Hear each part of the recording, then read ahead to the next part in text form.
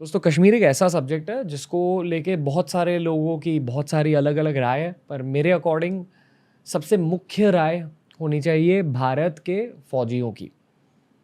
Major Surendra Poonia ने हमारे साथ एक बहुत ही बढ़िया स्पेशल फोर्सेस का एक हिंदी पॉडकास्ट बनाया है।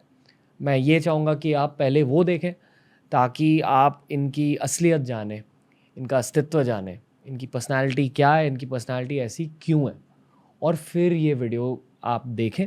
कश्मीर की बहुत सारी बातें की है मेजर पूनिया ने, काफ़ी पैशनेट ओपिनियंस है इनके। मैं ज़्यादा कुछ इस इंट्रो में नहीं कहना चाहूँगा, बस यही कहना चाहूँगा कि please enjoy and respect this episode of the Ranveer show Hindi. Jai Hind, enjoy yourself.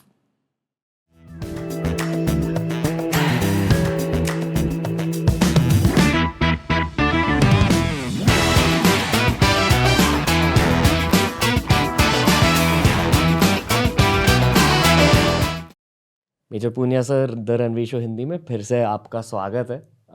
पिछली बार हमने स्पेशल फोर्सेस की बहुत सारी बातें की थी, पर आई फील कि किसी भी स्पेशल फोर्सेस के सोल्जर के पास बहुत ज़्यादा पर्सपेक्टिव रहता है। आपने कश्मीर में भी सर्व किया है, आपने अलग अलग देश के हिस्सों में सर्व किया है, आपने देश के कोने कोने में अपने मिशंस, अपने ऑपरेशंस को एग्जीक्यूट किया। तो जैसा पर्सपेक्टिव सोल्जर्स के पास होता है, वैसा पर्सपेक्टिव आई डोंट थिंक कि किसी और इंडियन नागरिक के पास होता है। तो सर, आपका स्वागत है द रणवीर शो हिंदी में फिर से। Thank you Ranveer ji sir, इस पॉडकास्ट पर मैं अक्सर ये सोचता हूँ कि थोड़ा वार्म अप कर दूंगा कॉन्वर्सेशन को, पर आपके साथ वो थोड़ी कनेक्शन बन गई है, इसलिए डायरेक्टली हम स्टार्ट करते हैं। मैं ऑनेस्टली आपसे दो मुश्किल सवाल पूछना चाहूँगा। ये शायद गलत सवाल भी है आपसे मतलब पूछने के। सर, तो पहला सवाल ये है कि जिन ऑपरेशन के लिए स्पेशल फोर्सेस सिलेक्ट होते हैं, वो कैसे ऑपरेशन होते हैं, मतलब बाकी के फोर्सेस वहाँ क्यों नहीं ऑपरेट कर सकते? पहला सवाल ये है। दूसरा सवाल ये है कि आपने कश्मीर में भी सर्व किया है, तो वहाँ की सच्चाई के बारे में बताइए सर। दो सवाल है आपके लिए। पहला आपने पूछा है कि बाकी सोल्जर्स वहाँ क्यों नहीं ऑपरेट कर सकते, स्पेशल फोर्सेस के ऑपरेशन में। स्पेशल फोर्सेस के ऑपरेशंस। तो इसके लिए आपको जो ट्रेनिंग का बैकग्राउंड उसमें जाना पड़ेगा, और दूसरा जाना पड़ेगा कि आपके सारी जितनी भी रेजिमेंट्स हैं वो मिशन ओरिएंटेड रेजिमेंट्स होती हैं। एक सप्लाई कोर है, उसका काम है कि सेना को राशन सही समय पे पहुंचाना। एजुकेशन कोर है कि सेना और जो फैमिलीज़ हैं उनमें जो एजुकेशन का क्या लेवल है। इंटेलिजेंस कोर है, उसका है कि जितनी भी इंफॉर्मेशन वो गैदर करना है, आगे डिसमिनेट करना है। बाकी जो फाइटिंग फोर्स हैं उनका भी है कि एक कन्वेंशनल वॉर है उसके अंदर वो कैसे काम करेंगे। और स्पेशल फोर्सेज एक ऐसा है कि इसका जो मिशन है, इसका एक दायरा जो है वो अनलिमिटेड है, कि आपको यहाँ से उठा के पाकिस्तान में डाल दिया, आपको यहाँ से उठा के चाइना में डाल दिया, मालदीव में डाल दिया, समुद्र में डाल दिया, रेगिस्तान में डाल दिया, जंगल में डाल दिया। सो ये जो एक बहुआयामी जो चरित्र है कि इतने सारे फील्ड हैं जहाँ पे कहीं भी आपको डाल दिया गया है और आप वहाँ पे बेस्ट ऑफ कैपेबिलिटीज़ में ऑपरेशन करते हैं और आप मिशन अकम्प्लिश करते हैं। सो जो ये वाला जो ट्रेनिंग है और जो ये वाले वेपन्स हैं और ये वाली जो जो जो माइंडसेट है, वो हर आदमी का नहीं हो सकता। और जैसे आज 18 लाख की फौज है, तो 18 लाख में अभी आज के हिसाब से शायद जब मैं था तब 6000 के आसपास स्पेशल फोर्सेस सोल्जर्स थे, अभी शायद 12 या 13 हज़ार हैं। तो आप अंदाज़ लगा सकते हैं कि 18 लाख में से अगर सिर्फ 12-13 हज़ार ही हैं, तो फिर उनका लेवल, उनकी टर्निंग लेवल, और एक स्पेशल फोर्सेस रेजिमेंट को खड़ा करने में बहुत मैसिव पैसा भी खर्च होता है। और पैसे से ज़्यादा ह्यूमन रिसोर्स है, वो सबसे बड़ा है। पैसे आपको मैं कहीं से भी ला के दे दूँ, मैं आपको इक्विपमेंट भी ला के दे दूँ, लेकिन जो है माइंडसेट और जो इनका जो कनेक्शन है, ये जो लाइन है जो मैंने आपको बताई, दिल, दिमाग और घुटना, अगर ये तीनों एक लाइन में एक टाइम पे कितने लोग मिलते हैं। हो सकता है कि आज मेरा एक सीक्वेंस में है, मैं वैसा हूँ, लेकिन हो सकता है 3 साल बाद में मेरा ये थोड़ा सा टेढ़ा मेढ़ा हो, तो फिर मैं उससे बाहर निकलूंगा, नए लोग आएंगे मेरी जगह। जैसे बल्लेबाज बहुत होते हैं पर ओपनिंग बैट्समैन कम होते हैं, वैसे ही कुछ लॉजिक है। मतलब ये एक ऐसा बल्लेबाज है जिसको आप किसी भी पोजीशन में उतार सकते हो, और ये वीरेंद्र सहवाग बन के बैटिंग करेगा कहीं भी, मतलब कोई भी है। और द्रविड़ भी बन सकता है, द्रविड़ भी बन सकता है जहाँ जरूरत पड़ेगी वहाँ पे। लेकिन थोड़ा द्रविड़ वाला जो है वो थोड़ा जो द्रविड़ वाला नॉट आउट रहने की जो आदत है वो रखेगा, लेकिन जो जो स्ट्राइक रेट है वो बिल्कुल वीरू टाइप, मतलब कंटिन्यूस, चाहे बाउंसर है कोई फर्क, एक बाउंसर आए, दो आए कोई बात नहीं, नीचे झुकेगा, तीसरे पे हुक करके छक्का मार देगा, मतलब वो वाला एटीट्यूड है वो स्पेशल फोर्सेस का है। जी सर। ठीक है, तो ऑपरेशंस के बारे में समझ गए सर, पर और ऑपरेशंस को लेके मेरे बहुत सारे सवाल है कि आपकी कहानियाँ मुझे जाननी है, जिन जानवरों से आपकी मुलाकात हुई है उनके बारे में जानना है, जो एनकाउंटर्स हुए उनके बारे में जानना है सर। पर कश्मीर से शुरुआत करते हैं सर, आपने टाइम बिताया है वहाँ, और मीडिया के अकॉर्डिंग एक इमेज बन गया है कश्मीर का। मतलब मैं ये भी मानता हूँ कि जितने भी हमारे न्यूज़ के चैनल्स होते हैं उनके थोड़े से बायसेस होते हैं, या तो ये साइड पे या तो वो साइड पे। पर आप एक सोल्जर हो, आप एक्चुअली वहाँ गए हो, तो जब लोग कहते हैं कश्मीर में हमारे जवान हैं, उन जवान की रियलिटी बता दीजिए सर। आपने वहाँ टाइम बिताया है, लोग क्या सोचते हैं, लोग कैसे हैं वहाँ, माहौल कैसा है वहाँ, ये सब समझा दीजिए। देखिए, मैं कश्मीर में पहली बार जब गया था तो 2002 के लास्ट में। सो आप अपने ही देश में जा रहे हो और आपको ये एहसास हो रहा है कि जैसे कोई आपको लाइक नहीं कर रहा है। सो ये थोड़ा सा पेनफुल था, सोचना और देखना दोनों पेनफुल लगा। और उस समय मैं भी बिल्कुल यंग ही था, तो शायद इतनी मेरी समझ नहीं थी, लेकिन धीमे धीमे जब मैं वहाँ रहा और मैंने जो एनवायरनमेंट देखा, तो उससे मुझे एहसास हुआ कि लोगों में एक दहशत है कि अगर हमने हिंदुस्तान के लिए आवाज़ उठाई तो हमें कोई मार देगा। कुछ लोग ऐसे भी थे जो रेडिकलाइज्ड हो रखे थे, और वो मतलब धार्मिक उन्माद जिसको बोलते हैं कि पागलपन, उसमें उन्होंने ये कसम खा रखी है, चाहे उनको आप चांद पे भी लेके जाओगे ना तो भी वो कहेंगे कि हम पाकिस्तान में जाएंगे। मतलब आप उनको अमृत पिला दो ना तो भी कहेंगे हम जहर पिएंगे। तो उस वाली जो क्राउड है उसका तो आप कुछ कर नहीं सकते हो, उनका तो दूसरा तरीका होता है उनको सॉर्ट आउट करने का। लेकिन जो आम आदमी जो कश्मीर में था वो फौज के साथ, हिंदुस्तान के साथ है, लेकिन उसमें डरावा सा था कि उनको लगता था कि हम अगर ओपनली अगर हिंदुस्तान की बात करेंगे तो हमें पड़ोस में कोई जाके मार देगा, ये उनको ऐसा लगता था। ऊपर से जो पॉलिटिकल सिस्टम था, जब अब मैं थोड़ा बड़ा हुआ हूँ उम्र में और जब मैं बैकग्राउंड को पूरा चेक करता हूँ तो उससे मुझे ये भी एहसास भी हो गया और सच भी सामने आ गया कि जो ये प्रॉब्लम जो थी ये पॉलिटिकल प्रॉब्लम ज़्यादा थी। चाहे केंद्र में हो, केंद्र की सरकार, और चाहे कश्मीर के जो नेता हैं, उन्होंने टेररिज्म को एक बिजनेस बना दिया। उनको पता था कि अगर टेररिज्म ख़त्म हो गया तो फिर हम न कमा पाएंगे न लोगों को पागल बना पाएंगे। मतलब इससे बड़ा क्या हो सकता है, मतलब विरोधाभास क्या हो सकता है कि जो लोग सरकार चला रहे हैं वही लोग पाकिस्तान का हाथ में झंडा। मुझे पाकिस्तान से नफरत नहीं है, मुझे पाकिस्तान की आम जनता से, मुझे एज ए सोल्जर मुझे कोई तकलीफ नहीं है, और नहीं किसी स्पेशल फोर्सेज या किसी फौजी को तकलीफ है। हमें तकलीफ उन लोगों से है जो उस देश में बैठ के मेरे देश, आपके और मेरे देश के तरफ तिरछी नज़र रखे हुए हैं, और दे आर सेइंग कि we will cut India into 1000 piece in the next 1000 years. सो हमें तकलीफ उन लोगों से है, और किसी भी गैरतमंद और देशभक्त और जमीर वाले आदमी को तकलीफ होनी चाहिए इससे। और इन चीज़ों की वजह पैसे है, पैसा और धार्मिक उन्माद, रेडिकलाइजेशन। 2003 में मैं आपको बताऊं रणवीर कि कश्मीर के अंदर गरीबी, इतना बड़ा देश है, तो जो अगर आप इंटीरियर में जाते हो तो वहाँ लोगों के पास एक एक झोंपड़ी है, भेड़ हैं, गाय है, उनसे अपना काम चला रहे हैं। लेकिन उन्हीं के इलाके में जब आप देखोगे एक बड़ी मस्जिद और जो शीशे लगे हुए हैं, और उस मस्जिद की कीमत किसी भी हिसाब से लगाओगे तो 1-2 करोड़ से कम नहीं हो सकती। अगर 1-2 करोड़ रुपए पैसे आए कहाँ से, क्योंकि इन गरीबों के पास तो पैसा नहीं था। अगर इनके पास पैसा होता तो ये झोंपड़ी में नहीं रहते। जब बर्फ़ पड़ती है तो झोंपड़ी नीचे से धंस गई, आधी में नीचे बर्फ़ पड़ी है, उधर पूरा परिवार है, उधर ही भेड़ें हैं, उधर ही गाय बंधी हुई है, तो वो आदमी कभी भी जिसके पास पैसे होंगे ऐसे इस कंडीशन में नहीं रहेगा। अपने बच्चे को स्कूल भेजेगा, स्कूल जा नहीं रहे हैं और कुछ हो नहीं रहा है, रोड वहाँ तक आई नहीं है, लेकिन वहाँ पे मस्जिद खड़ी कर दी गई बिल्कुल शीशे लगा के, और अंदर ईरानियन चादर, जैसे ये चादर भी फीकी, कुछ नहीं है चादर उसके सामने।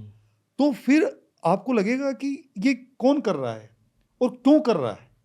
अगर कोई अच्छा इंसान हो तो वो उस पैसा उस पॉपुलेशन को पढ़ाने में, उन बच्चों को एजुकेशन देने में, वहाँ का इंफ्रास्ट्रक्चर डेवलप करने में लगाएगा।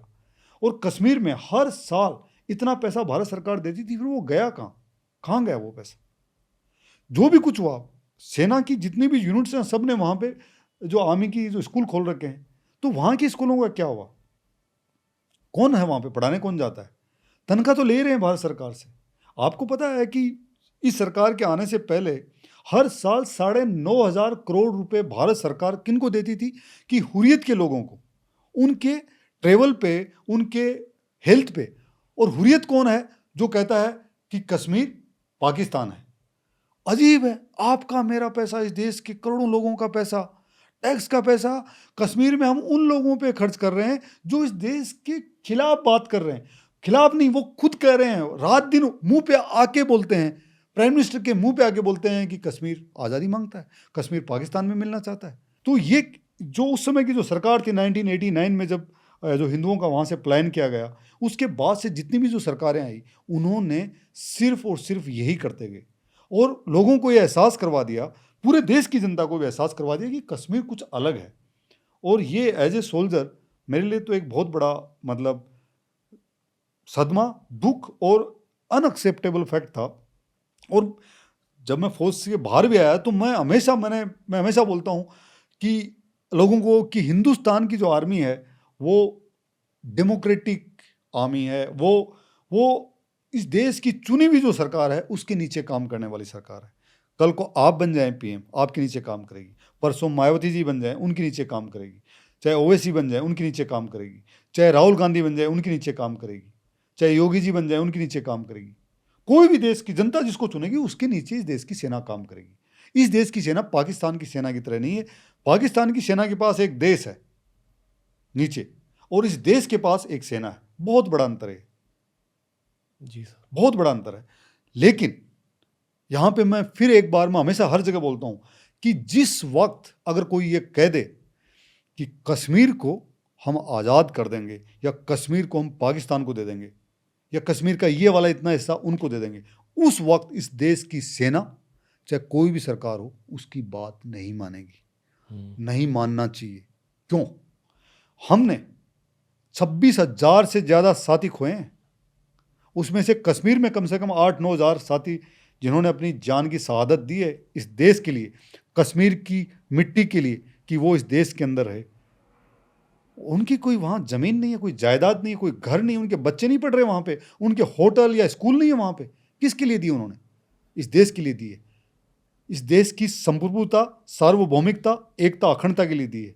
और अगर कल को कोई आके बोल दे, कोई सिरफिरा आदमी, और बोल दे कि कश्मीर को हम आज़ाद कर देंगे, तो ये चीज़ देश की सेना या देश के पूर्व सैनिक या उनके परिवार या कोई भी गैरत या जमीर वाला देशभक्त आदमी कभी स्वीकार ही नहीं कर सकता।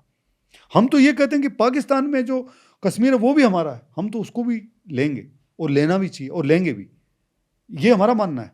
हम उस माइंडसेट से हैं, हम उस विचारधारा से हैं। जब ये आपने पूछा कि वहाँ की हालत कैसी, लेकिन हालात बदल रहे हैं। कश्मीर में जो टेररिज्म था उसको ख़त्म करने में कश्मीरियों का बहुत बड़ा हाथ है। वो तंग आ चुकी है। रात रात दिन भर उनकी बहन बेटियों के साथ रेप हो रहा है। पाकिस्तान से कोई भी बंदा जिसने गन उठा ली पाकिस्तान से आता है, जिहाद के नाम पे आता है। यहाँ की लड़कियाँ जिनकी शादियाँ नहीं हुई उनको प्रेग्नेंट करके चला जाता है। वो लड़की पूरी ज़िंदगी भर शीशे में शक्ल नहीं देख पाती। आप बताइए कि कल को आपकी मेरी बहन बेटी के साथ कभी ऐसा हो जाए, मतलब क्या हम जी पाएंगे? क्या हम अपने बच्चों से शक्ल मिला पाएंगे? लेकिन मजबूरी और डर, हर आदमी तो नहीं लड़ सकता ना। हर आदमी में तो वो फाइटिंग स्किल या उसके पास साधन नहीं है कि उनसे लड़ ले। तो ये लोग जो इन्होंने ऐसा जिहाद फैलाया कि वहाँ से आके कश्मीर में हर जगह गन फैला दिया, तो जो लोकल पॉपुलेशन थी एक टाइम के बाद में वो तंग आ गई। मैं ये नहीं कहूँगा कि 100% पॉपुलेशन तंग आ गई, क्योंकि कुछ तो ऑलमोस्ट 8 से 10-15% जनता तो तब लगी हुई थी, पूरे जोर से लगी हुई थी, जिनके पास हर टाइप के साधन थे, पैसे थे, हथियार थे, सब कुछ था। तो वो तो लगे हुए थे। अभी ये जो सरकार है, जब इसने हुर्रियत को बैन किया, इनको सबको पकड़ के जेल में डाला तब, और कश्मीर आर्टिकल 370 हटाया। लोग बोलते हैं कि 370 हटाने से क्या होगा। मैं उनसे पूछना चाहता हूँ कि मतलब एक देश में दो देश कैसे हो सकते हैं? एक गाड़ी का झंडा लगा हुआ, हिंदुस्तान का झंडा लगा, उसके साइड में कश्मीर का झंडा, मतलब देश में तो एक ही झंडा होगा ना। फिर इस देश में क्या दो प्रधानमंत्री हैं क्या? कि दो राष्ट्रपति हैं क्या इस देश में? तो फिर दो झंडे कैसे? फिर अलग से क्या? मतलब पाकिस्तानी नागरिक आके कश्मीर की नागरिकता ले सकता है अगर कश्मीर की लड़की से शादी कर ले, और वहाँ की लड़की अगर किसी यहाँ कश्मीरी मर्द से शादी कर लेती थी तो वो नागरिक बन सकता था। लेकिन अगर मैं किसी कश्मीरी लड़की से शादी कर लें या हमारी बहन किसी कश्मीरी से शादी कर ले तो वो नागरिक नहीं बन सकते। तो ये था क्या, ये बनाया किसने? तो इतने लूप होल जो आज़ादी के बाद से थे, थैंक गॉड हम सबकी किस्मत अच्छी है कि चाहे जो भी हो सितारे ठीक हुए, देश की किस्मत बदली और ये आर्टिकल 370 सरकार ने हटाया। सर क्योंकि मीडिया इतनी ज़्यादा रेडिकलाइज्ड है, ये भी पॉडकास्ट सुन के बहुत लोग ये मानेंगे कि नहीं आप बायस्ड हो, as an Major Punia biased. Yes, मैं बोलता हूँ रणवीर, मैं बायस्ड हूँ, मैं बोल रहा हूँ, बताइए। मैं बायस्ड हूँ मेरे मुल्क के लिए, मैं बायस्ड हूँ, 100% बायस्ड हूँ मैं मेरे देश की इज्जत के लिए, मैं 100% बायस्ड हूँ देश के सोल्जर्स की सुरक्षा के लिए, उनके ऑनर के लिए, उनकी इज्जत के लिए, मैं 100% बायस्ड हूँ कि मेरी देश का झंडा बुलंद रहे, मैं 100% बायस्ड हूँ कि कोई भी दुनिया की ताकत मेरे देश की तरफ आंख उठाए हम उस आंख को निकाल दें। मैं बिल्कुल बायस्ड हूँ, इसमें मुझे कोई शर्म नहीं, मैं तो छाती चौड़ी करके बोल रहा हूँ, और होना भी चाहिए। हमारा देश आपका घर है और आप बोल रहे हैं कि पड़ोसियों का कब्जा है। मैं ये मानता हूँ कि ये राइट सिर्फ एक सोल्जर के पास है। नहीं, आपके पास भी है, मतलब रणवीर, मेरे पास भी है। नहीं, आपके पास, आप भी सोल्जर हैं। मैं आपको एक चीज़ आज मैं करेक्ट करके जाऊंगा, और आज के बाद में आप अपने आप को सोल्जर कहिएगा। आप सोल्जर हैं। सोल्जर सिर्फ वो ही नहीं होता जिसने हाथ में हथियार उठा रखा है, जो कश्मीर पे लड़ रहा है, वो उसने यूनिफॉर्म पहन रखी है, उसका एक टास्क है सरहदों की हिफाजत करना। वो वहाँ खड़ा है और उसको दुश्मन सामने है। हमारा टारगेट बहुत आसान है रणवीर, लेकिन जो तुम सोल्जर हो, जो तुम क्रिएटिविटी के फील्ड में जो आज आप खड़े हो, आप जितने यंग लोग हो यहाँ पे, आप लोगों के सामने जो टास्क है वो इतना मैसिव है, क्योंकि इस देश के अंदर इतिहास गलत पढ़ाया गया, जो नैरेटिव तय किया गया क्रिएशन का, जो भी क्रिएटिविटी, जो मूवी हैं, चाहे कुछ भी जो इससे पहले बनी है, उनके अंदर मैं ये नहीं कहूँगा सब ने खराब किया, लेकिन 5 से 10% एक ऐसी लॉबी आई जिसने हमेशा लोगों को एहसास करवाया कि हम तो गरीब हैं, हम तो असहाय हैं, हम तो मतलब हमारी तो कोई औकात ही नहीं है, हम तो मरे हुए लोग हैं, हम तो दयनीय हालत हमारी। मतलब ये एहसास करवाएगा देश के डीएनए में, देश की युवा पीढ़ी, हर आदमी के अंदर ये घुसा दिया गया कि ये देश बहुत खराब है। कोई अगर आपको मेरे को ये बोले कि आपका घर खराब है, आपको रोजाना बोलने लग जाए आप खराब हैं, खराब हैं, खराब हैं, अगर आप रजिस्ट नहीं करेंगे तो एक दिन आप मेंटली आप मान लेंगे कि आप खराब हैं। तो आप जो सोल्जर हैं, आपकी एक बहुत बड़ी ड्यूटी है, और मुझे खुशी भी इस बात की, भरोसा भी इस बात पे कि आप लोगों ने जो बीड़ा उठाया है कि जो गांव में बैठा हुआ एक बच्चा है और बच्ची जो बड़े हो रहे हैं, उनको ये एहसास करवाने का कि तुम उस मुल्क के नागरिक हो जिसमें किसी चीज़ की कमी नहीं है, जिसमें इतनी प्रतिभाएं हैं। जैसे आपने बताया आप अलग अलग जगह से आए, आपने एक चैनल क्रिएट किया, आज आप एक पॉजिटिविटी की लहर पूरे देश में, यंग जनता में, उनको आप एक भरोसा दे रहे हैं, उनको एक आप आशा दे रहे हैं कि आप कुछ कर सकते हैं। जैसे हमने किया है तो आप भी कर सकते हैं, और ये चीज़ें अच्छी हैं, ये गलत है। चूज करो, ढंग से चूज करो। आप बार बार उनको फीड करते हैं, हर महीने, हर वीक आप फीड कर रहे हैं। सो आप बड़े वाले सोल्जर हैं, सिविल स्ट्रीट के सोल्जर हैं, और हिंदुस्तान का हर नागरिक अगर आपको ऐसे समझने लग जाएगा कि मैं सोल्जर हूँ, मेरी एक ड्यूटी है, जिस भी फील्ड में काम कर रहा है, जिस भी फील्ड में काम कर रहा है। अब जैसे आज आप यहाँ हैं तो आपसे कोई एक्सपेक्ट मैं ये नहीं कर सकता कि रणवीर जाके सरहद पे एक टैंक से फायर करने वाला है, गोला दागने वाला है, या सुकोई उड़ाने वाला है, वहाँ मिसाइल मारने वाला है। लेकिन मैं एज ए इंडियन मैं हर टाइम ये अपेक्षा करता रहूँगा कि आपका कंटेंट इतना खूबसूरत आएगा कि देश के बच्चे मोटिवेट होंगे, देश के बच्चे इंस्पायर होंगे। अगर वो कहीं गलत रास्ते पे जा रहे हैं तो आपने उनको वहीं पे रोक दिया, उनको सही दिशा दे दी। सो आपका जो जॉब है वो तो और बड़ा है। जी सर, मतलब थैंक यू सर फर्स्टली। वो होते रहेगा, मोटिवेशन हम डालते रहेंगे इस पॉडकास्ट के थ्रू। पर मैं एक और चीज़ कहना चाहूँगा सर, मैं ये मानता हूँ कि इस देश में ना बहुत ज़्यादा पोलैरिटी हो गई है, यानी कि या तो इस साइड पे कम्प्लीटली या तो उस साइड पे कम्प्लीटली। इस स्टेज पे 2022 में मेरा एक नया मिशन, खुद का मिशन स्टेटमेंट है कि मैं स्पोर्ट्स फ़ैन हूँ, मुझे देश से बहुत ज़्यादा प्यार है। एक सवाल आपसे पूछना चाहूँगा, कश्मीर की इतनी बातें हो गई, आपको लगता है कि 10 साल में हम शांति बना पाएंगे वहाँ, मतलब शांति रहेगी वहाँ, या 10 साल तक, 10 साल 20 साल तक भी मतलब एनिमोसिटी रहेगी, थोड़ा गुस्सा रहेगा वहाँ? पहले तो ये पूछना चाहूँगा। दूसरी चीज़ ये कहना चाहूँगा कि मैं देश में यूनिटी चाहता हूँ। मतलब आजकल बहुत सारे लोग ये मानते हैं कि नहीं, माइनॉरिटीज़ को देश से निकाला जा रहा है। मैं उस इंडिया कैसे कहूँ, मैं ये नहीं मानता। मैं ये मानता हूँ कि एक इंडिया है, हिंदू, मुसलमान, क्रिश्चियन, सिख, बुद्धिस्ट, जितने भी लोग हैं सब भाई है, और हमें साथ में मिलकर देश को आगे लेके जाना चाहिए। स्पोर्ट्स मेंटालिटी रखनी चाहिए देश में। पर असलियत क्या है आपके अकॉर्डिंग? क्या होने वाला है 10 सालों में कश्मीर में? क्या होने वाला है 10 सालों में देश में?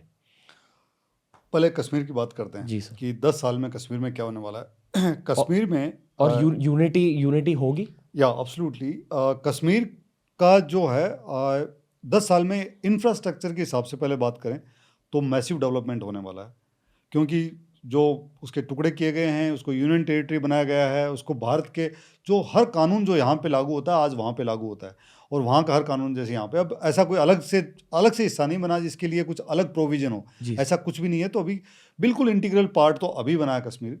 सो जो इंफ्रास्ट्रक्चर डेवलपमेंट है ये वहाँ पे मैसिव ढंग से हो रहा है। सेकंड, जो एजुकेशन है ये एकदम कोने कोने गांव तक, वहाँ तक मतलब स्कूल हैं, सब कुछ हो रहा है।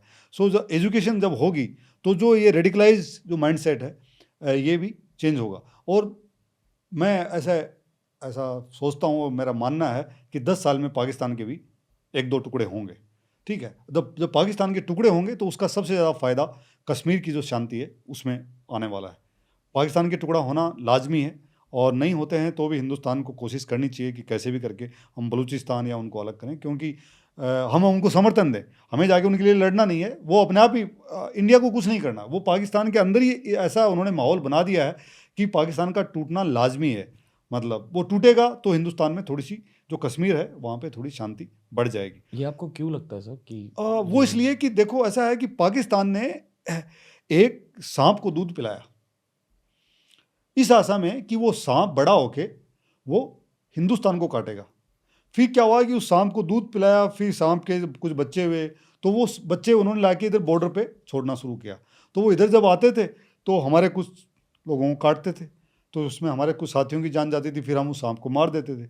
लेकिन वो क्या हुआ कि फिर इतनी पॉपुलेशन बढ़ गई उनकी कि जब इधर आ रहे हैं मार रहे हैं तो वो भी ना, उनको भी अगर सामने दिखता कोई खतरा तो सांप भी वापस मुड़ता है। तो वो सारे सांप उनकी सोसाइटी में घूमने लग गए, और इतने ज़्यादा हो गए सोसाइटी में कि आज पाकिस्तान के अंदर कोई सुरक्षित नहीं है। पाकिस्तान में अगर आज टोटल गन अगर चेक की जाए तो अमेरिका से ज़्यादा टोटल जो AK-47 है पाकिस्तान के घर घर में घूम रही है।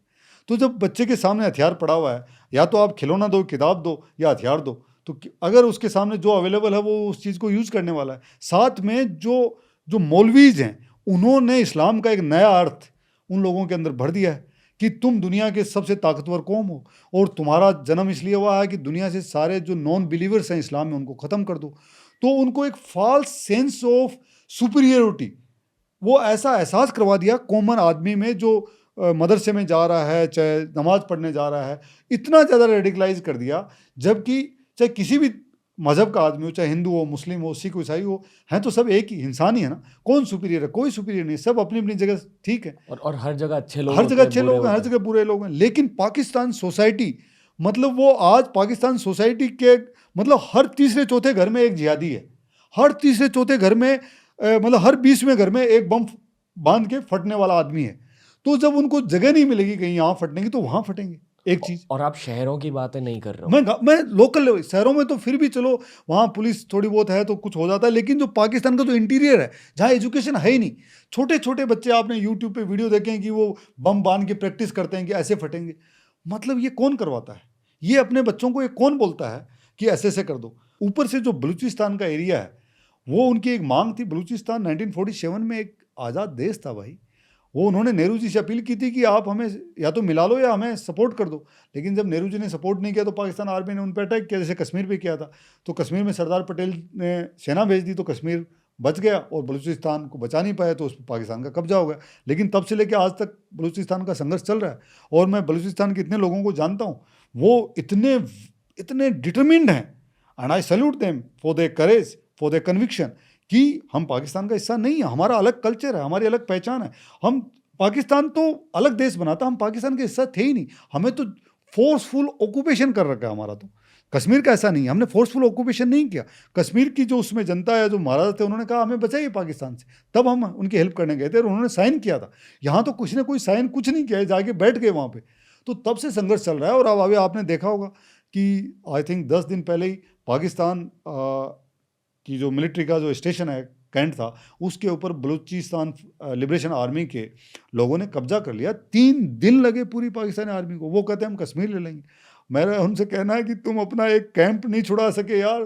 3 दिन तक सारे हेलीकॉप्टर लगा दिए, 25 हेलीकॉप्टर लगा दिए, आपके मेजर जनरल मारे गए वहाँ पे। मतलब what kind of a country जो अपने सोल्जर्स को के सेक्रीफाइस को ऑनर नहीं करते। मतलब उससे बुरा क्या हो सकता है? जिस आदमी ने आपके मुल्क के लिए, वो भी उसी देश का सोल्जर है, I have great respect for दो सोल्जर्स ऑल्सो, चाहे हमारे दुश्मन देश के हैं। ये मैं कहना चाहूँगा, मैंने जब भी इंडियन सोल्जर से बात करी है, आई हैव ग्रेट बहुत ज़्यादा रिस्पेक्ट रहता है पाकिस्तानी एब्सोल्युटली। वो अपने देश के लिए लड़ रहा है। जी सर। वो अपने कोच के लिए लड़ रहा है, हम हमारे कोच के लिए लड़ रहे हैं। अब कोई पर्सनल दुश्मनी नहीं है। अगर उसके देश उसको गलत काम में लगा रहा है, हिंदुस्तान ने कभी किसी पर चढ़ाई नहीं की। और आज भी कश्मीर में हम जाके पाकिस्तान के अंदर जाके उनकी सेना के किसी कैंप पे अटैक नहीं करते। हम गए, हमें सर्जिकल स्ट्राइक करनी पड़ी, हमें मजबूर कर दिया गया। हमारे साथियों को, नियते साथियों को उन्होंने आतंकवादी भेज के सोए हुए साथियों को उन्होंने मारा। तो फिर ये हमारा धर्म बनता है कि हम हमारे साथियों के बलिदान को का बदला जरूर लें, और वो हमने लिया। हम कभी उनके अंदर नहीं गए। We have all great respect for जितनी भी दुनिया के जो सोल्जर्स हैं, सबके लिए दिल में इज्जत है। इसीलिए बुरा लगता है एज ए सोल्जर होने के नाते कि पाकिस्तान के इतने सोल्जर मर गए, 500 से ज़्यादा सोल्जर उस कैंप के अंदर मर गए, और पाकिस्तान सरकार कह रही हमारे 3 सोल्जर मरे, उनके मेजर जनरल की डेथ हो गई। मतलब उन परिवारों को कैसा लगता होगा कि मेरा बाप, मेरा भाई, मेरा पति, या मतलब मेरा बेटा जिसने पाकिस्तान के लिए जान दे दी, और उसको चुपके से रात को दफना दिया। उसको नए मिलिट्री में वो ऑनर मिला कि वो शहीद हुआ है, उसने अपने बलिदान किया है, उसको न वो बेनिफिट मिल रहे हैं। What kind of society, what kind of army is that? मतलब दुख लगता है मतलब ये सोच के। तो कौन लड़ेगा उस देश के लिए? क्या पाकिस्तान की सेना लड़ पाएगी? इसीलिए पाकिस्तानी सेना का मोरल इतना डाउन है कि ब्लू फ्रीडम जो लिबरेशन जो आर्मी थे, उसने उनके 500 सोल्जर्स 3 दिन में मार दिए, मेजर जनरल को मार दिया। वो अपना कैंप नहीं छुड़ा सके, 26 हेलीकॉप्टर यूज कर रहे थे वो। इससे ज़्यादा क्या हो सकता है? और उनको लगता है कि हम हिंदुस्तान से लड़ रहे हैं। तो मतलब पाकिस्तान का टूटना लाजमी है, क्योंकि जिस चीज़ की बुनियाद अलगाव से शुरू हुई है, वो कभी एक साथ नहीं रह सकता। हिंदुस्तान को आपने देखा कि सबको मिलाया, 543 है कितनी रियासत शायद आप जानते होंगे, सबको मिलाया कि हम सब साथ मिलके, यूनियन, हम सब साथ मिलते हैं, मिलके हमारा जो मुल्क, हमारा देश जो था, वो भी तो हमारे साथ ही थे पहले। लेकिन उन्होंने कहा नहीं, ये नहीं चाहिए, हमें धर्म के आधार पे चाहिए। तो जिस चीज़ में जब कोई भी जो एक्सट्रीमिज्म है ना, वो उसका जो एंड है वो टूट के होता है। और चाइना का भी यही होने वाला है। मतलब इतना इतना लोगों को टाइट कर दिया ना, इतना टाइट कर दिया है कि वो एक दिन जब आप गाड़ी का जब टायर आप टाइट कर रहे होते हैं, एक लिमिट तक ठीक है, लेकिन बहुत ज़्यादा टाइट करें तो बुलेट टूट के बाहर निकलेगा, फिर टायर तो निकलना ही है उसको। सेम उनके साथ होने वाला है।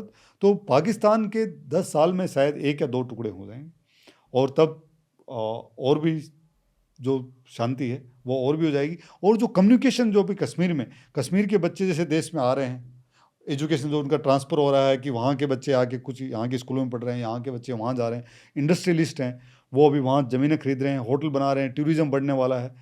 तो लोगों को समझ में आ गया है कि जब वो आके हिंदुस्तान में, मैं जब राष्ट्रपति भवन में था, जब कश्मीर के बच्चे, सेना के जो लोग, उनके पढ़ाई में जो अच्छे बच्चे बच्चियाँ होते हैं इंटीरियर के, उनको भारत दर्शन के लिए लेके आते थे। तो जब राष्ट्रपति भवन में आते थे तो मैं बच्चों से पूछता था कि कैसा लग रहा है, वहाँ पे देख के क्या लग रहा है। तो जो 12th वाले बच्चे, कॉलेज वाले बच्चे हमेशा बोलते थे कि मतलब पूरी जो पिछले 10-15 साल हैं ज़िंदगी के, कुछ देखा ही नहीं, हमें तो पता ही नहीं था कि हमारा देश इतना खूबसूरत है, इतना कुछ है सीखने को, इतना कुछ है समझने को, इतनी लैंग्वेज, इतना कल्चर, इतना मतलब इतना हेरिटेज वैल्यू है, इतनी बड़ी सिविलाइजेशन है। तो जब लोगों को आप एजुकेशन देते हो तो लोग सबकी आंखें खुलने लग जाती हैं। फिर मैं, आप या कोई भी आ जाए, कोई उनको पागल नहीं बना सकता, बेवकूफ़ नहीं बना सकता। अगला जो आपका सवाल था कि भारत के लोगों में जो आप चाहते हैं, और हर आदमी ये चाहता है कि देश यूनाइटेड दिखे, देखने में भी और महसूस होने में भी। लेकिन जो पोलराइजेशन जो देश में हुआ है, ये मीडिया की वजह से हुआ। ये मीडिया, तो मैं इसमें कुछ चीज़ें जो मेरी समझ में है, हो सकता है गलत हूँ, मेरा यह मानना है कि इसमें दुनिया भर में जो पूरी दुनिया जो चल रही है, वो शायद एक उसमें आगे चलने का एक जो सबसे बड़ा जरिया है वो इकोनॉमी होती है। तो आज अमेरिका हो, चाहे इंग्लैंड हो, फ्रांस हो या चाहे चाइना हो, यही दुनिया की बड़ी इकोनॉमी है हमारे सिवा। तो उनको लगता है कि जिस ढंग से हिंदुस्तान का जो राइज हो रहा है, ऊपर हो रहा है, और ये उनके लिए एक बहुत बड़ा खतरा है कि उनकी पोजीशन लेता जा रहा है। सबसे ज़्यादा जॉब यहाँ पे हो रहे हैं, सबसे ज़्यादा प्रोडक्शन यहाँ हो रहा है, खपत यहाँ हो रही है। तो मार्केट तो यही है सबसे बड़ा। और इस देश के साथ सबसे खूबसूरत चीज़ है कि एक वाइब्रेंट डेमोक्रेसी है। जनता चुनती है, पंचायत पे भी चुनती है, एमएलए भी चुनती है, एमपी भी चुनती है, सरकार भी चुनती है। तो मतलब एक ऐसा सिस्टम सेट है कि लोगों को अगर अपनी खुंदक गुस्सा निकालना तो सरकार को गिरा देते हैं, नए लोगों को बना देते हैं अपनी अपनी अपेक्षाएं और आकांक्षाओं के तहत। मेरे ख्याल से मीडिया को ग्रोथ पर फोकस करना चाहिए, एंटरप्रेन्योरशिप पर फोकस करना चाहिए, यूनिटी, टीम वर्क, इन सारे कॉन्सेप्ट्स पर फोकस करना चाहिए, जो आज की न्यूज़ मीडिया कर रही नहीं। और ये भी मैं समझता हूँ, क्योंकि जो विरोध वाले सब्जेक्ट्स होते हैं वो ज़्यादा वायरल जाते हैं, झगड़े वायरल जाते हैं, क्या बोलते हैं, एंग्स्ट और गुस्सा वायरल जाता है। तो आई फील कि बदलाव लाने चाहिए देश में अगर हमें इकोनॉमिक ग्रोथ देखनी है। देखो चाइना इतना पावर शक्तिशाली क्यों है आज, क्योंकि उनके पास इकोनॉमिक ग्रोथ है, क्योंकि पूरा देश एक ज़माने में, शायद अभी नहीं पर एक ज़माने में साथ में काम करता था, ना कि ये देख के कि वो आपका रिलीजन क्या है, मेरा रिलीजन क्या है, आपकी राय क्या है, मेरी राय क्या है। आजकल ये इंडिया में बहुत ज़्यादा होने लगा। वहाँ चाइना में किसी की कोई राय नहीं है, चाइना में सिर्फ हाँ डंडा मतलब है। वो भी आप कह सकते हो। मतलब वो इतना भारी डंडा है, हथौड़ा है, हैमर है। हम्म, मतलब किसी को कोई पूछता नहीं है जी। कि आपकी चॉइस क्या है, चॉइस स्टेट डिसाइड करता है। एंड इसलिए ही चाइना टूटेगा। मैंने आपको कहा कि चाइना में मतलब आपने देखा कि कहीं ऐसा हो सकता है कि जो युगीर मुस्लिम्स हैं उनके साथ क्या कर रहे हैं वो, उन्होंने सबके बाल कटवा दिए, सबकी दाढ़ी कटवा दी, सबको कपड़े चेंज करवा दिए, सारी की सारी कुरान जला दी। तो मतलब ये अगेंस्ट है ना, ये तो गलत है। लेकिन पूरी दुनिया उस पर आवाज़ नहीं उठाती। क्यों? क्योंकि चाइना से डरते हैं जी।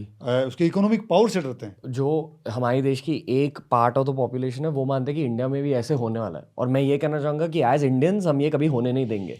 देखो रणवीर, इंडिया में कोई भी फोर्स के साथ कुछ नहीं कर पाएगा, क्योंकि यहाँ की जो जनता है वो इतनी ज़्यादा डेमोक्रेसी उसके स्किन में है, लोकतंत्र है ना वो उसके स्किन में है।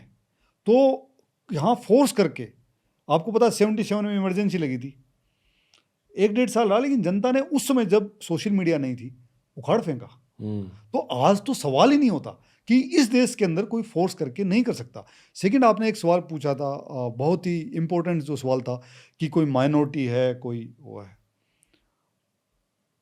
दो तरीके हैं माइनॉरिटी के। एक है कॉन्स्टिट्यूशनल तरीका, जिसमें कुछ गाइडलाइन दी हैं कि माइनॉरिटी कौन है। उसमें लिखा है कि जिनकी टोटल पॉपुलेशन हिंदुस्तान की पॉपुलेशन की 1% से कम हो तो वो माइनॉरिटी है। तो वो नंबर्स के आधार पे है। तो अगर उस हिसाब से देखा जाए तो इस देश में मेरे हिसाब से सिर्फ शायद जैन या पारसी हैं, वही माइनॉरिटी हैं, बाकी कोई माइनॉरिटी नहीं है। माइनॉरिटी हो ही नहीं सकता कि अगर मान लो आज सिख हैं जिनकी पॉपुलेशन मान लो 2-2.5 करोड़ है, तो वो भी माइनॉरिटी नहीं है। अगर आज मुस्लिम हैं जिनकी पॉपुलेशन 26-27 करोड़ है, तो माइनॉरिटी, मतलब पाकिस्तान की पूरे देश की पॉपुलेशन 22 करोड़ है और यहाँ हमारे 26 करोड़ मुस्लिम भाई हैं, तो माइनॉरिटी कैसे हो गए? हिंदू हैं 78 करोड़ है, तो कैसे माइनॉरिटी कैसे? वो तो वैसे ही माइनॉरिटी नहीं है। तो इस देश में अगर नंबर के आधार पे देखा जाए तो सिर्फ पारसी या जैन मेरे हिसाब से, या हो सकता है बौद्ध भी हों, लेकिन उनका मुझे डाटा पता नहीं, लेकिन जैन और जो पारसी हैं वो माइनॉरिटी है जिनकी पॉपुलेशन मतलब 1% से भी बहुत कम है। तो वो है as per constitution by the numbers. लेकिन मैं एक दूसरा, मेरा नज़रिया है माइनॉरिटी कौन है।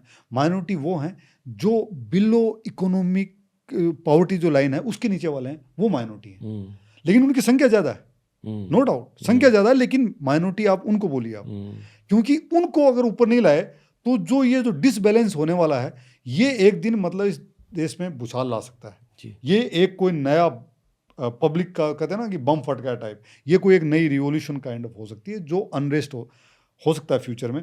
और उसी के ऊपर यूएस और चाइना, जहाँ के जो इनके जो थिंक टैंक हैं, वो हमेशा यही सोचते रहते हैं कि जो नक्सलवाद क्या है, यही तो है नक्सलवाद, कि आप मतलब वहाँ का जब इकोनॉमिक डेवलपमेंट नहीं हो पाया, उनके साधन आप लूटते गए, तो फिर वो लोग खड़े हो गए। तरीका गलत है उनका हथियार उठाने का और सेना के खिलाफ लड़ने का, सीआरपीएफ के खिलाफ लड़ने का। तो ये किसने किया? नक्सल्स को ये चाइना ने फंड किया। उनको पता चला कि इनको अगर आप भड़का दोगे, इनको कुछ पैसा दे दोगे, इनको कुछ ड्रग्स दे दोगे, तो ये पागल बन के अपने स्टेट के खिलाफ लड़ते रहेंगे, और जो हुआ। आप उन हमारे हमारे जो मुस्लिम ब्रदर्स हैं सिस्टर्स हैं उनसे आप क्या कहना चाहोगे सर? क्योंकि बहुत सारे लोग डर में जी रहे हैं देश में अब। बहुत सारे लोगों को ये लग रहा है कि नहीं, या हमारा वो पहले वाला इंडिया नहीं रहा। देखो हिंदुस्तान में मैं सेना के हिसाब से जाऊंगा सबसे पहले। मेरे सेना में मेरे जो साथी हैं सीनियर जूनियर्स बहुत मुस्लिम ऑफिसर हैं, ऐसे बहादुर ऑफिसर्स जो हिंदुस्तान के लिए जान छिड़कते हैं। मतलब उनके पूरे परिवार के लोग जिनको मैं करीब से जानता हूँ, मैं उनके बारे में बात कर रहा हूँ। और उनके लिए जीना मरना सब कुछ हिंदुस्तान है। और मतलब उनकी हर सांस में हिंदुस्तान है। उनके देखो हिंदुस्तान में जितने भी आज जो मुस्लिम भाई जो लोग हैं, अगर आज के 5 जनरेशन 4 जनरेशन या 7 जनरेशन पीछे जाएंगे तो सारे के सारे हिंदुस्तानी, चाहे बौद्ध होंगे, चाहे जैन होंगे, चाहे हिंदू होंगे, वही थे। वो तो उस समय जो मुगलों ने जो किया अटैक, उसके बाद में लोगों को यहाँ पे अलग अलग रिलीजन के लोगों को कन्वर्ट कर दिया। तो मैंने जैसे राजस्थान में देखा है कि हमारे पड़ोस में जितने जो मुस्लिम थे उनके नाम कैसे हैं, बाबू लाल खान, तो बाबू लाल खान, राम सिंह खान, मतलब नाम ऐसे हैं। तो आपको इससे क्लियर कट पता चलता है कि सारे के सारे सबका हमारा जो जो ओरिजिन है वो तो सबका एक ही है। ठीक है, बात रही अभी फेथ की। आज मान लो कुछ लोगों का फेथ इस्लाम में है, कुछ का मतलब हिंदुइज्म में है, कुछ का जैन, अलग अलग जो हैं वो है। तो मेरा जो आपने बताया कि जो मुस्लिम साथी हैं उनका बहुत सारे इतने पार्लियामेंटेरियन हैं। मैं डॉक्टर कलाम के साथ मैंने काम किया, मतलब पेट्रियोटिज्म का सिंबल जो नाम है कि जिस आदमी की हर सांस में हिंदुस्तान था, डॉक्टर कलाम, जिन्होंने परमाणु बम बनाया। मैं सिर्फ मुस्लिम भाइयों को, मगर कोई मेरे को बोले एक लाइन में बोलना है तो मैं सिर्फ इतना बोलूँगा कि आपको बनना है तो कलाम बनिए।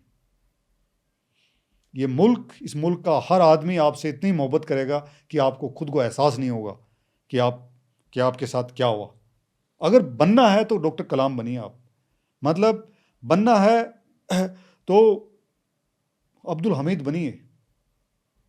मतलब इस मुल्क का किसी भी रिलीजन का कोई आदमी क्यों नहीं हो, किसी भी जेंडर का, किसी भी स्टेट का आदमी क्यों नहीं हो, डॉक्टर कलाम का नाम लीजिए, उनके नारे लगाएगा, जिंदाबाद बोलेगा। बनना है तो वैसा बनिए आप। लेकिन अगर आपको किसी चीज़ का डर नहीं होना चाहिए कि आपको कोई देश से कैसे निकाल देगा भाई, कहाँ निकाल देगा, कहाँ, मतलब ऐसा कोई दुनिया में कोई जगह है जहाँ आप जा सकते हो? नहीं, ये आपका देश है। और जिन लोगों ने आपको अगर गलत बताया है कि ये सीए कानून आ गया या ये कानून आ गया, जिसकी कानून आने के बाद में क्या आज तक हिंदुस्तान के किसी मुस्लिम भाई को देश से निकाला? नहीं। तो ये फिर ये हंगामा किसने खड़ा किया है? ये देश की कुछ पॉलिटिकल पार्टीज या बाहर से जो आईएसआई है और बाहर की जो भारत विरोधी जो जो थिंक टैंक है, उन्होंने इतना पैसा डाला कि शाहीन बाग, रोज शाहीन बाग, छोटे छोटे बच्चे, मतलब जिनको दूध नहीं पिया जा रहा, जो अपना खाना नहीं खा सकते, वो बाथरूम जाके खुद को साफ नहीं कर सकते, वो बच्चे मतलब ऐसे नारे लगा रहे हैं। तो ये मुस्लिम समाज को खुद को अंदर झांक के देखना पड़ेगा एक बार कि हम किसकी सुन रहे हैं, हम कौन से आदमी की सुन रहे हैं। देश आपका है, जैसे चाहो आपका ही रहेगा। अगर आप मतलब लो हर आदमी आपकी इज्जत करे तो डॉक्टर कलाम या अब्दुल हमीद साहब जैसे बनिए। और हर हिंदू को भी वैसा बनना चाहिए डॉक्टर कलाम जैसा, और हर बुद्धिस्ट और सिख को भी वैसा बनना चाहिए, क्योंकि ये देश के सिंबल हैं। परमवीर चक्र, देश के लिए लड़ा बंदा, जान दे दी, पाकिस्तान के 7 पैटर्न टैंक उड़ा दिए। क्या लोगे यार बंदे से आप, इससे ज़्यादा, जिसने अपनी जान दे दी? इसके अलावा क्या ले सकते हो? डॉक्टर कलाम ने अपनी पूरी ज़िंदगी हिंदुस्तान को दी। वो बंदा जिस दिन राष्ट्रपति भवन से गया उस दिन सिर्फ एक सूटकेस में गया। कोई है ऐसा बंदा? कोई नहीं है। लेकिन अगर कोई ये कहे कि आपको उन लोगों का साथ छोड़ना पड़ेगा कि जो कहते हैं कि दुनिया में सिर्फ इस्लाम ही रहेगा, बाकी कोई नहीं रहेगा, अगर आप ये बोलोगे तो इसी देश में जो आपके पड़ोसी हैं, आपके सगे दोस्त हैं, आपके भाई हैं, आपके सीनियर जो हैं, वही आपके खिलाफ हो जाएंगे। इसलिए मैं ये कहना चाहूँगा कि एक team work, growth, economic growth की, जो मुझे शार्क टैंक इंडिया की वजह से दिख रही है थोड़ी, जितनी ज़्यादा एंटरप्रेन्योरशिप होगी इस देश में उतनी ज़्यादा यूनिटी होगी। एब्सोल्युटली। जो जैसे कि आपने बोला एंटरप्रेन्योरशिप होगी, तो जो आदमी जो क्रिएटिव होता है और जो आदमी मेहनती होता है, जो जिसने ज़िंदगी में एक मकसद बनाया हुआ है कि मुझे ज़िंदगी में कुछ करना है, उस आदमी के पास मतलब न मोहम्मद साहब की बुराई करने का टाइम है, न भगवान श्री राम की बुराई करने का टाइम है, न श्री गुरु नानक जी की बुराई करने का टाइम है। वो तो अपने मिशन में लगा हुआ है, बस है ना? टीम वर्क में लग वो जाओ, लगा हुआ देश को आगे है, देश के आगे लेके जाने में लगा हुआ है। लेकिन जो मैंने आपको क्या बोला कि जो पॉलिटिकल जो सिस्टम है उसको ऐसा लगता है, और बाहर का जो सिस्टम है जो इतना पैसा यहाँ पे पंप किया जा रहा है, मैं कह रहा हूँ कि बाहर से जो पैसा आ रहा है, अगर वो एजुकेशन में यार आप कश्मीर के अंदर आपने इतनी मॉस्क बनाई, मैंने मेरी आंखों से देखा कि इतनी शीशे की बना दी आपने।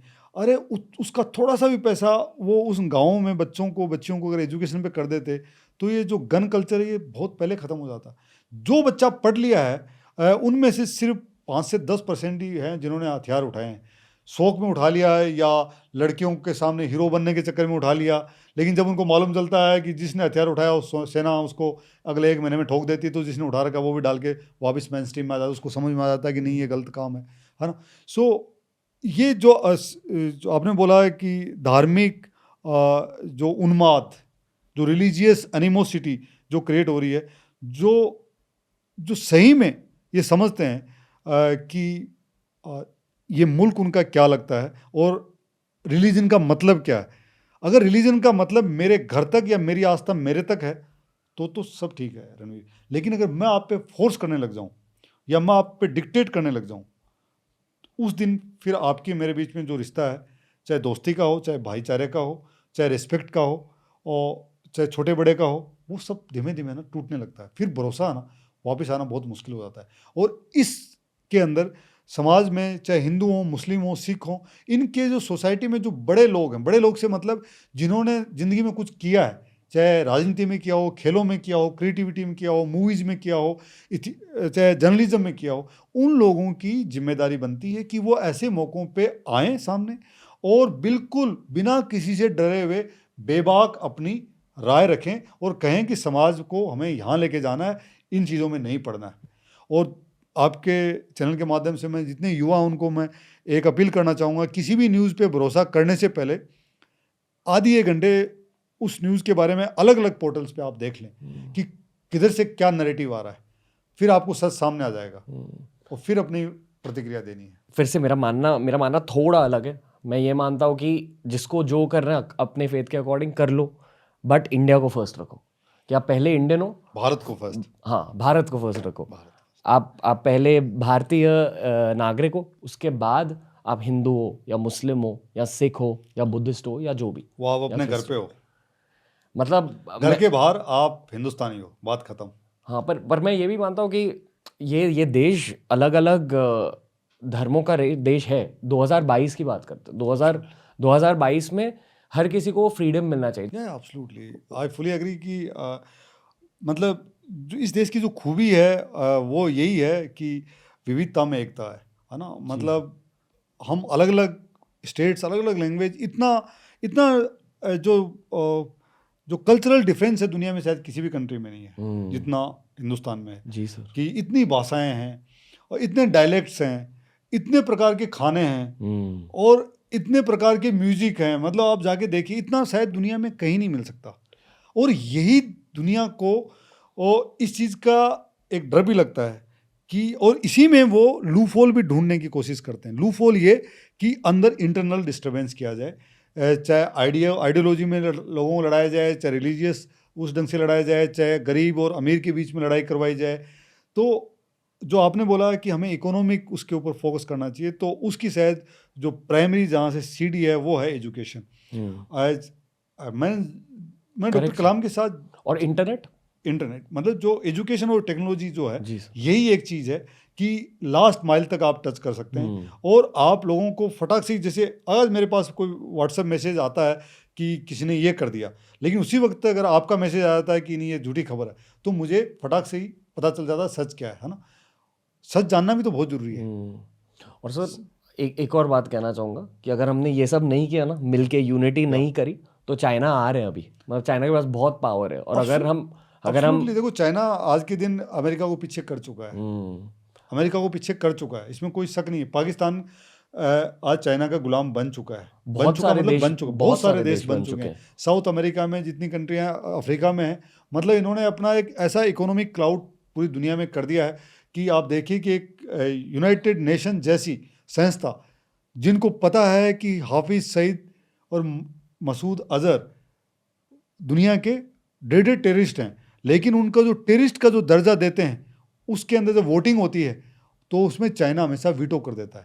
तो मतलब वो किस लिए, वो पावर है। मतलब उनके उनके पक्ष में वोट पड़ जाते हैं कि जिन कंट्रीज को उन्होंने इतना लोन दे रखा वो तो उन्हीं के साथ खड़े होंगे। मतलब ऑस्ट्रेलिया जैसे कंट्रीज को भी कंट्रोल करते हैं। ये जो ऑस्ट्रेलियन ओपन में हुआ अभी या कि एक वो प्लेयर नहीं थी, चाइनीज प्लेयर, चाइनीज जिनको गवर्नमेंट ने छिपा के रखा है कहीं, बिल्कुल बिल्कुल तो प्रोटेस्ट हो रहे थे ऑस्ट्रेलियन प्रोटेस्ट हो ओपन रहे में थे, कि या। लोग टी शर्ट पहन के पहन पूछ रहे के, थे कि कहाँ है वो। हाँ तो ऐसा कहा जाता है कि चाइनीज गवर्नमेंट ने ऑस्ट्रेलियन गवर्नमेंट को कॉल करके ये कहा कि इन प्रोटेस्ट को हटा दो, नहीं तो जो हमारे चाइनीज माइंस है ऑस्ट्रेलिया में या जहाँ से आपको कट मिल रहा है उन्हें हम हटा हटा देंगे। देंगे, बिल्कुल और सच में ऐसा ऑस्ट्रेलिया ही ने होता हटाया है, उन्हें। ऐसा ही होता है।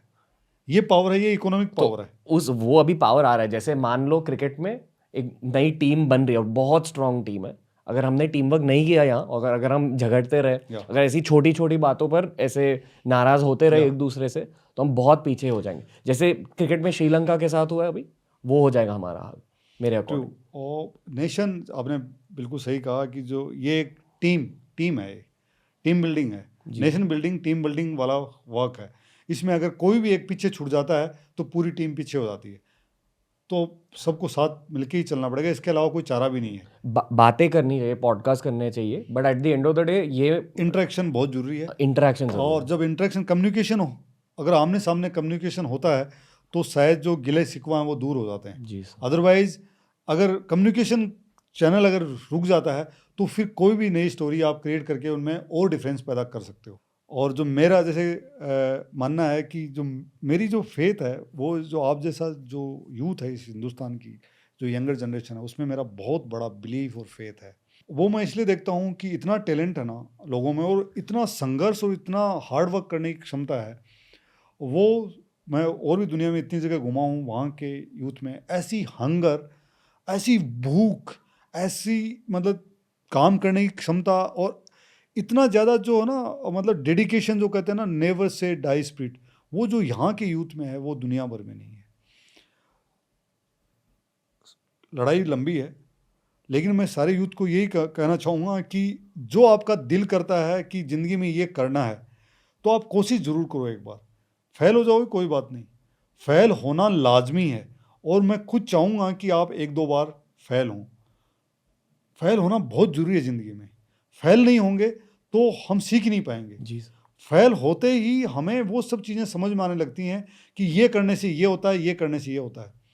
कई बार क्या होता है कि हम बिना गलती किए हुए सक्सेस के टॉप पे पहुंच जाते हैं, और वो हमारे फेल्योर का सबसे बड़ा रीज़न बनता है बाद में, क्योंकि हमने गलती की नहीं।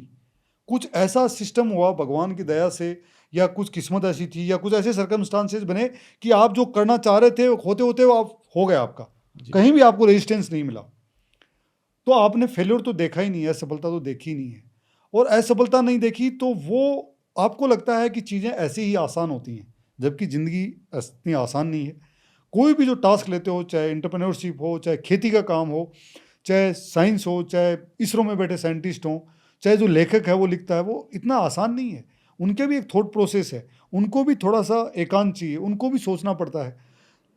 तो अगर जब संघर्ष नहीं करता और असफलता नहीं मिलती, तो आदमी के कई बार सक्सेस चढ़ जाती है, और जब दिमाग में हवा आ जाती है तो आदमी पागल हो जाता है, फिर वो दूसरों की रिस्पेक्ट नहीं करता है।